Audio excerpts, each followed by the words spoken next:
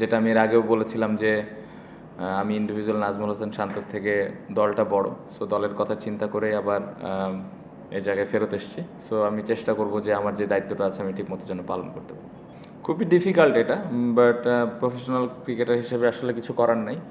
যেটা আমরা সবসময় করে থাকি, বা আমি অ্যাজ এ ক্যাপ্টেন হিসেবে যে জিনিসটা করতে চাই, কমিউনিকেশনটা যেন সবার সাথে সবার থাকে। ইন্ডিভিজুয়াল যে প্র্যাকটিস সেশনগুলো আমাদের হয় ওইগুলো যেন পারপাসফুলি আমরা করতে পারি।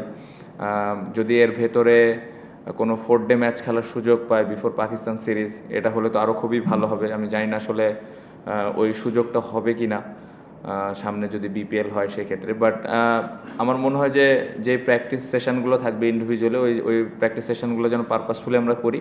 আমাদের কি চ্যালেঞ্জেস থাকবে এবং প্রত্যেকটা প্লেয়ার এক একটা প্লেয়ারের সাথে যেন কমিউনিকেশনটা ঠিক মতো রাখে, কার কোন জায়গায় ল্যাকিংস আছে, কার কোন জায়গায় ইমপ্রুভমেন্টের প্রয়োজন আছে, এই বিষয়গুলো নিয়ে যদি আমরা প্লেয়াররা ডিসকাস করতে থাকি তাহলে মনে হয় যে একটু তুলনামূলকভাবে প্রথমত মিরপুরের উইকেট যেরকম দেখা যায় ওর থেকে অনেক বেটার বিহেভ করছে। আপনি যদি স্পেশালি বাউন্সটা দেখেন, একদমই ট্রু বাউন্স ছিল, ইভেন আজকেও প্রত্যেকটা উইকেট নিতেই কষ্ট হয়েছে।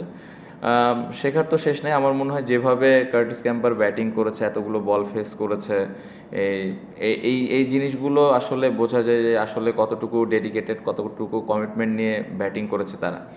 আমরাও করেছি, আমরা অতীতেও করেছি, এই সিরিজেও বেশ কিছু ইনিংস ছিল যেখানে আমরা ওই চ্যালেঞ্জটা ভালোভাবে অ্যাকসেপ্ট করেছি। সো এরকম সিচুয়েশান যদি আমাদেরও আসে, ওই ইন্টেনশনটা দেখানো যে আমরা আসলে দলের জন্য ওইভাবে ব্যাটিং করাটা, এই জিনিসগুলো আমি আশা করব অতীতে করেছে, এটা যেন ভবিষ্যতে আমরা করতে পারি। আমার কাছে মনে হয় যে এই সিরিজ শুরু হওয়ার আগে আমরা যখন প্ল্যান করি, টিম মিটিং করি, তখন এই বিষয়টা নিয়ে আমরা কথা বলেছি যে আসলে আমরা কতগুলো 100 করতে পারি অ্যাজ এ টিম হিসেবে। ইন্ডিভিজুয়ালি তো করবোই, বা টিম হিসেবে আমাদের প্রত্যেকটা সিরিজে বা প্রত্যেকটা ইনিংসে কতগুলো 100 হচ্ছে, এবং 100টা শুধু 100তেই যেন থেমে না যায়। আপনি যেটা বললেন যে 150, 160, 70, 200 এরকম যেন হয়। সো পজিটিভ দিক হলো 4টে 100 হয়েছে। নেগেটিভ দিক আমি বলবো যে 100গুলো আরও বড় হতে পারতো। এখান থেকে যদি 2টা ডাবল 100 হইতো তাহলে এটা আরও ভালো হতো।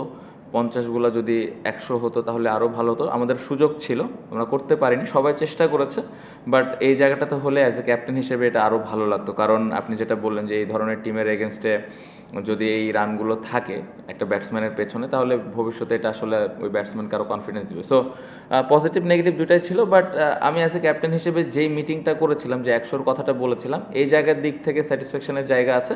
বাট আমি আশা করব ভবিষ্যতে এই রানগুলো যেন 100, 150, 200 এরকম হয়।